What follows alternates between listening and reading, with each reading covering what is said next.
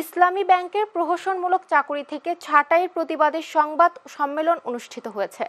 আজ সন্ধ্যায় জাতীয় প্রেস ক্লাবের আব্দুস সালাম হলে এই সংবাদ সম্মেলনের আয়োজন করে ভুক্তভোগীরা। এ সময় ভুক্তভোগী ইসলামী ব্যাংকের প্রায় একাধিক সদ্য ছাঁটাইকৃত অফিসারবৃন্দ উপস্থিত ছিলেন।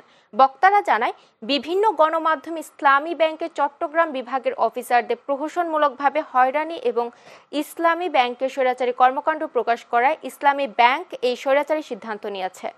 তারা তাদের পেশিশক্তি ব্যবহার করে টার্মিনেশন করেছে। মুক্তার ভাইকেও টার্মিনেশন লেটার দিয়েছে, আমাকেও দিয়েছে, এই ভাইটাকেও দিয়েছে। আমাদের অপরাধ কি জানেন?